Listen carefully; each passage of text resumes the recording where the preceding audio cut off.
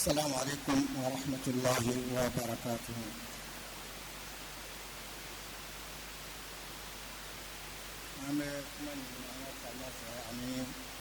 مالك مكلو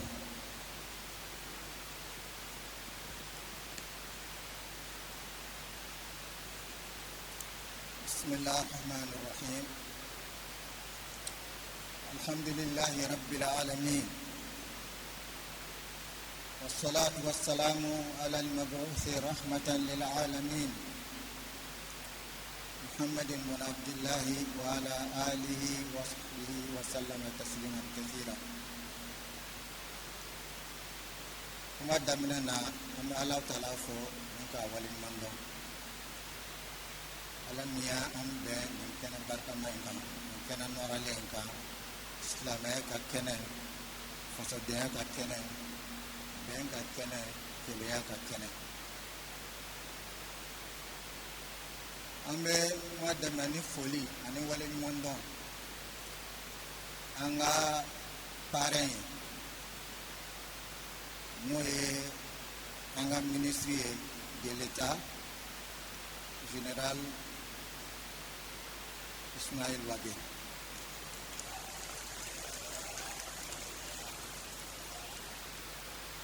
An ka foli n'an ka waleɲuman dɔn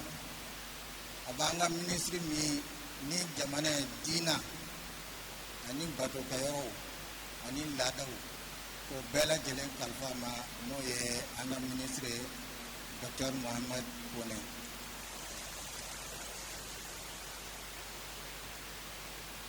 K'an ka foli kɛrɛnkɛrɛn lase an ka jɛ n'o ye Haut Conseil islamique ye, a ɲɛmaaba n'o ye Cherif Ousmane Madani Haidara ye.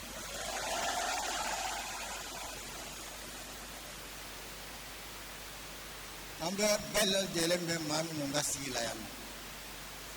n'o ye Bamakɔ tutigɛbaw ye, Bamakɔ dubaw n'o ye Ɲarew ni Ture ni Darabew ye, an b'u bɛɛ lajɛlen fo k'u waleɲuman dɔn. An ka sigida n'o ye commune 5 ye, a mairie an b'a fo ni k'a waleɲuman dɔn. Au Conseil islamique membre bɛɛ lajɛlen an b'u bɛɛ lajɛlen fo. Kɛrɛnkɛrɛn la an ka commission min ye nin baara in kɛ, a ka président n'o ye vice président ye Makiba ani commission minnu jɛra ka baara kɛ, a commission bɛɛ lajɛlen ɲɛmɔgɔw ani commission membre bɛɛ lajɛlen ani Haut Conseil islamique membre bɛɛ lajɛlen ani Mali silamɛw bɛɛ lajɛlen k'u bɛɛ lajɛlen fo k'u waleɲuman dɔn.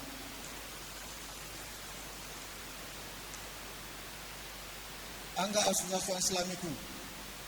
ni olu de kɛra nin sigi, olu kɛra nimayɔrɔ ye, k'a daminɛ an ka alimami tɔnw na ka na se aminfiw ma, ka na se ligue prédicateur ma, ka na se association islamique bɛɛ lajɛlen, sunna tɔnba ani groupement Mali silamɛ tɔn bɛɛ lajɛlen, u ɲɛmɔgɔ minnu bɛ yen ani tɔnden minnu bɛ yen, an ka foli bɛ se u bɛɛ lajɛlen ma k'u bisimila ka nin kɛnɛ in kan. An ka région bɛɛ lajɛlen ka représentant nana, a bɛɛ lajɛlen région Simato kɔfɛ, olu ka représentant minnu bɛ yan, an ka foli b'u bɛɛ lajɛlen ye, an ka waleɲuman dɔn b'u ye. Nka an bɛ ka segin a kan, foli kɛrɛnkɛrɛnnen bɛ an ka alimamiw ye. Silamɛw mana kafo yɔrɔ o yɔrɔ, u ka foli bɛ kɛrɛnkɛrɛn. Silamɛw jɛnna olu de ka an ka seli kɛ n'an ye, u jɛnna n'a ye olu de ka an ka furu siri an ye, u jɛnna n'a ye k'a fɔ olu de ka dugawu k'an ye. Maa minnu mana ban cɛla, u jɛnna n'a ye olu de ka seli a kan, olu ka ɲɛmɔgɔw bɛ yan nɔ, an b'u bɛɛ lajɛlen fɔ n'u k'u waleɲuman dɔn an ka nin kɛnɛ in kan. N badenw, an bɛ nisɔndiya kɛnɛ kan. Kɛnɛ in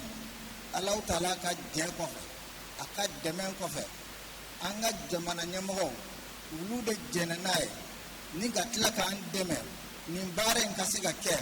Olu ɲɛmaaba n'o ye an ka président ye, an ka général Assimi Goïta, an b'a fɔ ni k'a wale waleɲuman dɔn. aka gouvernement ka damina premier ministre la ni ministre bɛɛ lajɛlen k'u bɛɛ lajɛlen fo u ye soutien min d'a ma an ka nin baara in na ni k'u fo k'u waleɲuman dɔn k'u ni ce u yɛrɛ baara la ala ka n'u sara hɛrɛ la.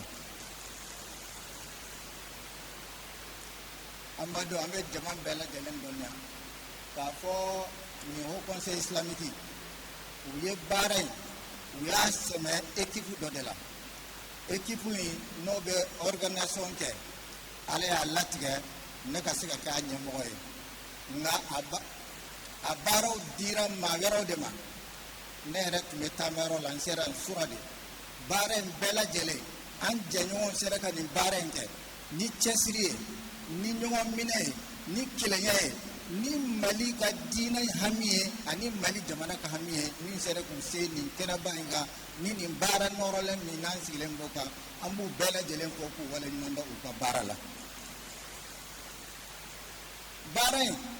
an ye laɲini kɛ silamɛw ka fara ɲɔgɔn kan an b'a dɔn maa min jamana min ni couche min ye 98% ye n'o ye silamɛw ye n'olu ka bɛn kɛra o kɔrɔ ye mali bɛɛ lajɛlen bɛn kɛra kan mais diinɛmɔgɔw kɛrɛnkɛrɛnna n'an bɛɛ lajɛlen fara ɲɔgɔn kan o ye mali bɛɛ lajɛlen ye bɛɛ lajɛlen bɛ diinɛ na donc diinɛmɔgɔw ka bɛn kɛrɛnkɛrɛnna silamɛw ka bɛn mali ka bɛn ni sinsin ni a n'an duloma o y'o de ye o de ye mali haut conseil islamique y'a laɲini an ka se k'o duloma in k'o turu walasa mali ka bɛn ka se ka kɛ maliyɛn bɛɛ lajɛlen ni ɲɔgɔn cɛ donc an bɛ bɛɛ lajɛlen fɔ u ye nin baara min kɛ ala k'a n'u sabati komi kuma limitelen don an tɛ fɛ ka tɛmɛ an ka waati kan alahu taala a y'a laɲini a ka kitabuba in kɔnɔ k'a fɔ silamɛw bɛɛ lajɛlen ka bɛn juruba kelen na o juruba kelen in a y'o de bila silamɛ baara bɛɛ lajɛlen ɲɛfɛ parce que fɛn si an tɛ se ka fɛnba si kɛ diɲɛ na an tɛ se ka fɛn ɲuman si kɛ diɲɛ na n'a ma ɲɔgɔn minɛ de o de la a y'a dafa ni balibaliya ye ko an kana fara an kana ɲɔgɔn kɛlɛ an kana ɲɔgɔn juguya o bɛ se ka kɛ sababu ye ka échec nati an ka yarabi ala k'an kisi o ma donc o bɛn o sinsinnen de ye maliyɛnw b'a ɲini ala k'a kɛ mali sinsinna ye donc kuma laban na o yamaruya kosɔn an bɛ a ɲini maliyɛn bɛɛ lajɛlen fɛ kɛrɛnkɛrɛnnenya la k'a laɲini mali silamɛw fɛ an ka ɲini an k'an cɛsiri page min n'a y'a sɔrɔ o tun daminɛna mali la mali ka taabolo tɛ mali ka baara tɛ ka kɔrɔ mais setanɛ nana ka jan turu mais alahu taala bɛ kɛ sababu ye k'o jan k'o échouer maliyɛnw ɲɔgɔn kɛlɛ ɲɔgɔn juguya ɲɔgɔn sen minɛ n'alahu taala sɔrɔ nin y'o page tourné mali la n'alahu taala fɔ abada n'o page tourné na page min daminɛna o fɔlɔfɔlɔ ɲɔgɔn kanu o page dayɛlɛla n'ala sɔnna mali la yafa ɲɔgɔn ma o page dayɛlɛla mali la n'alahu taala sɔnna ɲɔgɔn bilasira ɲɔgɔn minɛ o page dayɛlɛla mali la n'alahu taala sɔnna construction ka jamana jɔ ni jamana ye ka ɲɔgɔn minɛ kan kelen kan n'ala sɔnna o page dayɛlɛla mali la n'alahu taala sɔnna darapoba kelen min bɛ an bulon ɲɔgɔn na ni k'an ka kelen ye k'an ka fa kelen ye k'an ka ba kelen ye o page dayɛlɛla mali la alahu taala sɔnna